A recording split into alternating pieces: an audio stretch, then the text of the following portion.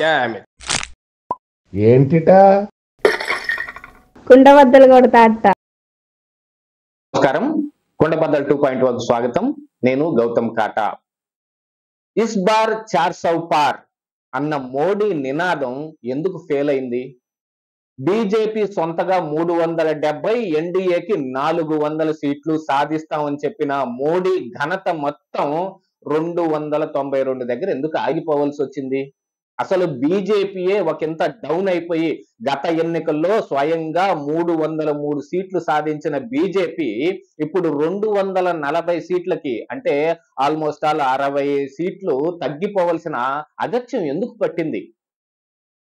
ఎక్కడైతే బీజేపీ ప్రభుత్వం గట్టిగా ఉంది, అసలు ఇది డబల్ ఇంజన్ సర్కార్, ఇక్కడ బుల్డోజర్ సర్కార్ నడుస్తుంది, యోగి ఆదిత్యనాథ్ అంటే మామూలుగా కాదు, ఎక్కడ లేని న్యాయం నేతృత్వం మొత్తం యూపీలోనే ఉంది, బీజేపీ అది సాధించింది అని చెప్పుకున్న బీజేపీకి యూపీలోనే అత్యంత పెద్ద దెబ్బ తగిలింది.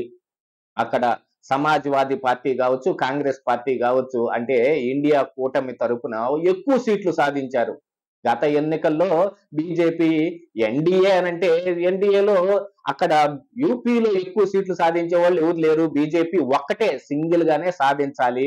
మిగతా రాష్ట్రాల్లో ఎక్కడున్నా కానీ ఇప్పుడున్న పరిస్థితి మనం చూసుకున్నామంటే ఎన్డీఏలో 240 సీట్లతోటి మొదటి స్థానంలో బీజేపీ ఉంటే రెండో స్థానంలో 16 సీట్లతోటి టీడీపీ ఉంది. అంటే చూడండి వ్యత్యాసం ఎంత ఉందో.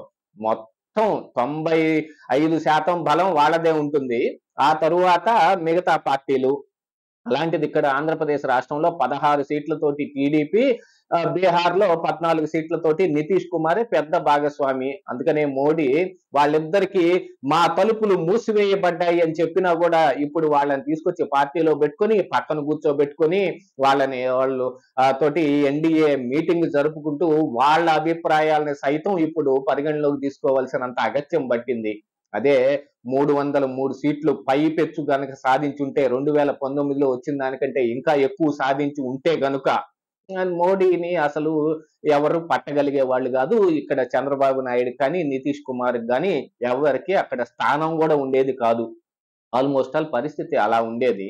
కానీ 240 సీట్లకే పరిమితం కావటం మూలాన ఇప్పుడు మోడీ కూడా వాళ్ళందరినీ హక్కును చేర్చుకోవాల్సిన అగత్యం ఏర్పడింది.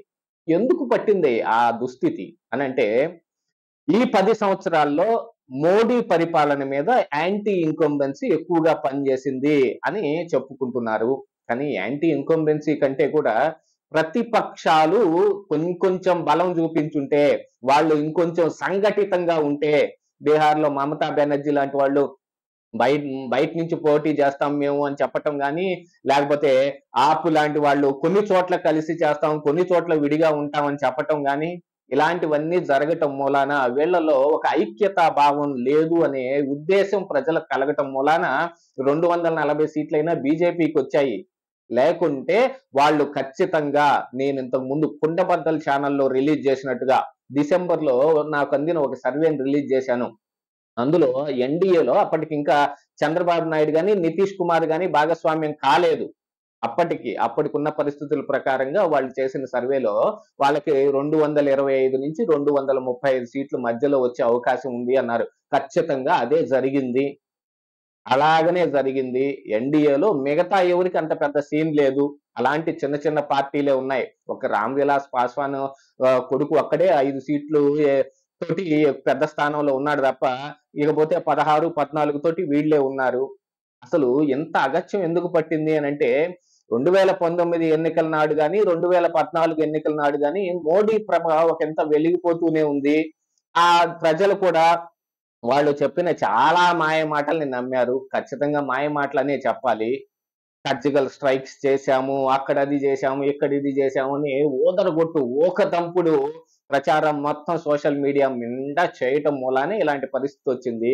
మొత్తం ఈ 10 సంవత్సరాల్లో ఏం జరిగింది అనేది ప్రజలు అర్థం చేసుకోవటం మూలాన వీళ్ళకి ఎన్ని తక్కువ సీట్లు వచ్చాయి. కానీ దీంతో ఇండియా కూటమి కూడా వాళ్ళు ఖచ్చితంగా సంఘటితంగా ఉండకపోవటం మూలాన ఇంకా వీళ్ళకి సీట్లు రావటం జరిగింది. లేదు అనంటే ఎవరికి సరైన మెజారిటీ రాకుండా అందరూ ఇతరుల కోసమో మిగతా భాగస్వామ్య పక్షాల కోసమో ప్రాకులాడే పరిస్థితి ఏర్పడి ఉండేది. చాలా కష్టంగా చంద్రబాబు నాయుడు గాని నితీష్ కుమార్ ని గాని ఎన్డీఏలోకి చేర్చుకుని ఒకంత బయటపడ్డారు. ఇలాంటిది ఈ చంద్రబాబు నాయుడునో లేకపోతే నితీష్ కుమార్ నో అసలు మింగేయాలి, వాళ్ళు పార్టీలు లేకుండా చేయాలి, ప్రాంతీయ పార్టీలు అని అంటే అభివృద్ధి నిరోధకాలు అని చెప్పిన వాళ్ళు ఇప్పుడు వాళ్ళని కలుపుకునేంత దుస్థితిని ముందుగానే ఊహించారు.